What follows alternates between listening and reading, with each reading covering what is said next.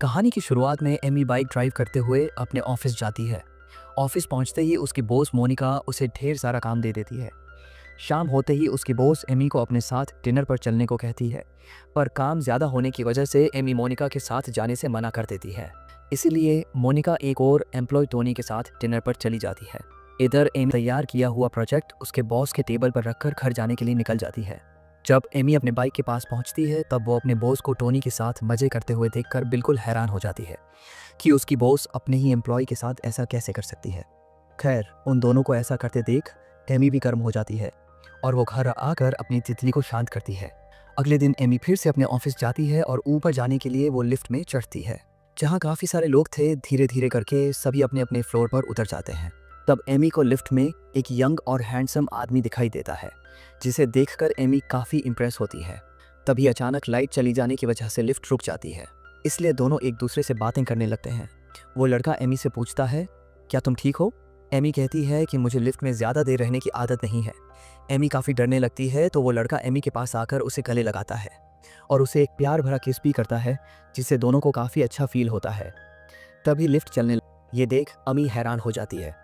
दरअसल इसका नाम एरिक है और यही इस पूरी कंपनी का मालिक है जहां एमी काम करती है। मोनिका एरिक को एमी से भी इंट्रोड्यूस करवाती है। इसके बाद मोनिका एरिक को लेकर अपनी केबिन में चली जाती है, जहां वो ऑफिस और प्रोजेक्ट के बारे में बातें करते हैं। कुछ देर बाद एरिक वहां से चला जाता है। एरिक के जाते ही मोनिका एमी को अपने केबिन में बुलाती है और एमी से कहती हैं, कल जो तुमने प्रोजेक्ट बनाया था वो एरिक को बिल्कुल भी पसंद नहीं आया, इसीलिए तुम्हें दोबारा इस प्रोजेक्ट को अच्छे से बनाना होगा, वो भी आज ही। एमी किसी तरह रात भर काम करके अपने प्रोजेक्ट को पूरा करती है। तभी उसे ऑफिस में कुछ आवाज़ें सुनाई देती है और जब वो देखती है तो मोनिका और टोनी एक दूसरे के प्यास बुझा रहे होते हैं। एमी उनको देखने से खुद को रोक नहीं पाती है और वही चुप कर दोनों को देखने लगती है। तभी पता नहीं कहाँ से कहकर वो अपने घर चली जाती है। अगली सुबह एमी अपनी बिल्ली के साथ खेल रही थी। तभी कोई उसके दरवाजे पर आता है। एमी जब दरवाज़ा खोलती है तो वहाँ एरिक था।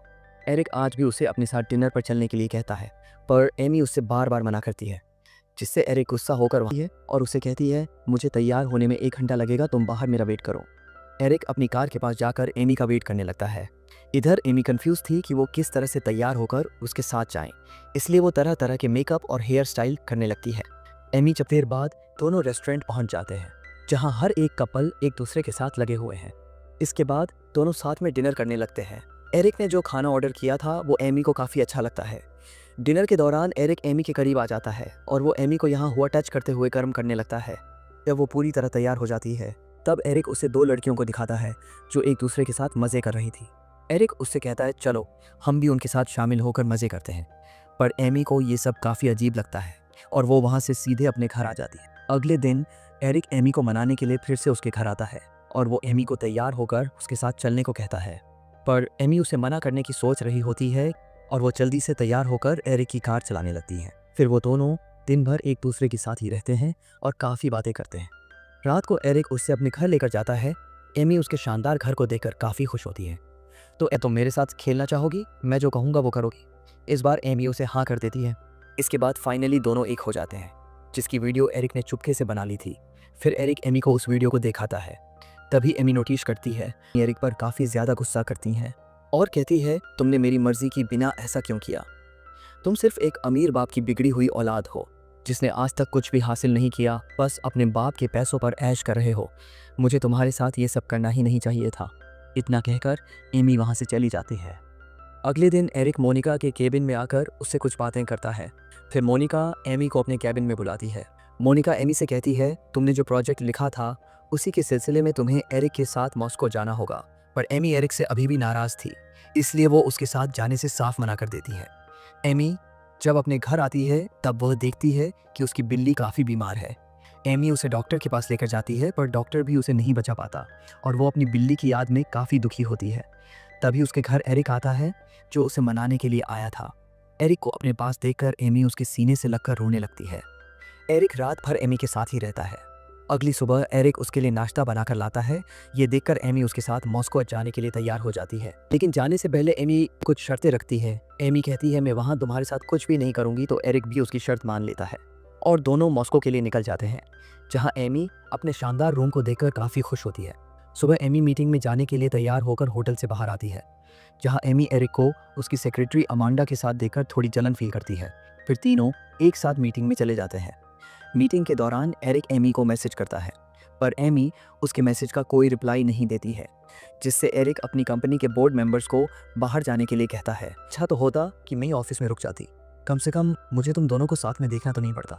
एरिक कहता है कि हम दोनों पहले ही इस बारे में बात कर चुके हैं, पर एमी अब उससे दूर नहीं रह पाती और दोनों मीटिंग रूम में ही एक दूसरे का पानी निकालने लगते हैं। तभी सारे शेयर मेंबर्स अंदर आ जाते हैं, जिससे दोनों को रुकना पड़ता है। रात को एरिक उससे एक 5 स्टार होटल में लेकर जाता है, जहाँ वो जी भर के एमी के खेत को गिला करता है। सब कुछ करने के बाद एरिक अचानक वहाँ से चला जाता है, जो एमी को काफ़ी अजीब लगता है। सुबह एरिक उससे कहता है कि कल की मीटिंग बहुत अच्छी रही, तुम्हें कुछ दिनों की छुट्टी पर जाना चाहिए, अब से सारा काम अमांडा ही संभालेगी। एरिक उसके साथ ऐसा कैसे कर सकता है?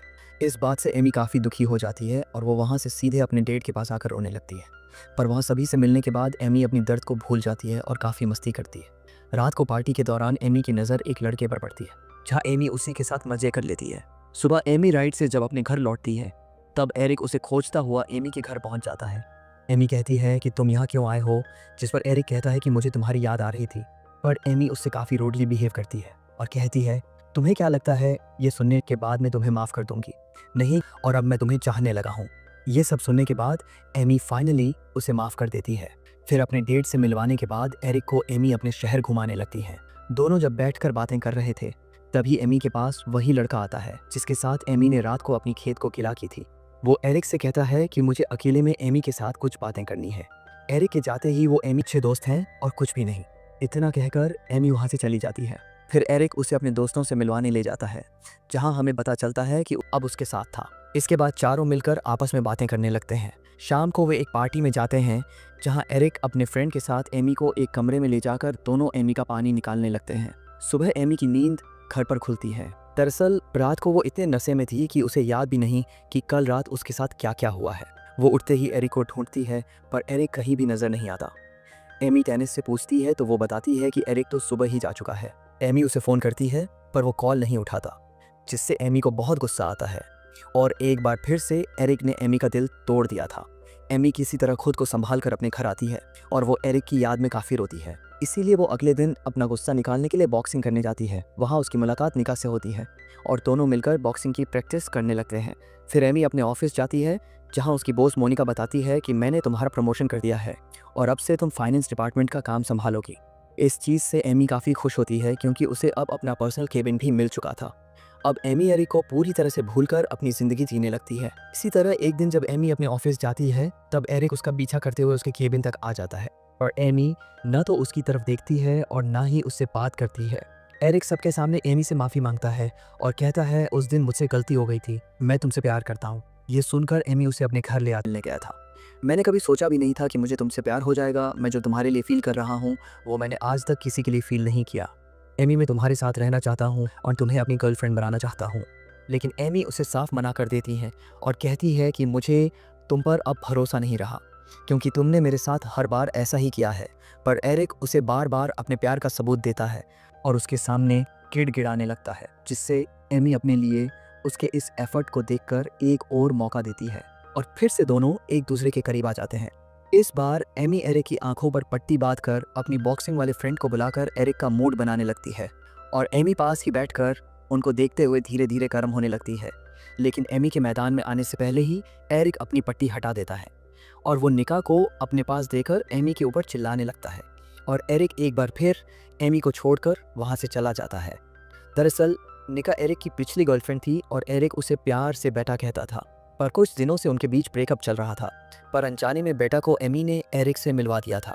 बेटा एरिक की गर्लफ्रेंड थी जानकर एमी का भरोसा एक बार फिर से एरिक के ऊपर से उठ जाता है और वो एरिक के साथ उसकी कंपनी को भी छोड़कर वापस अपने डेड के पास चली जाती है, जहां एमी अपनी गलतियों से सीखकर अपनी ज़िंदगी को एक नए तरीके से जीना शुरू करती है।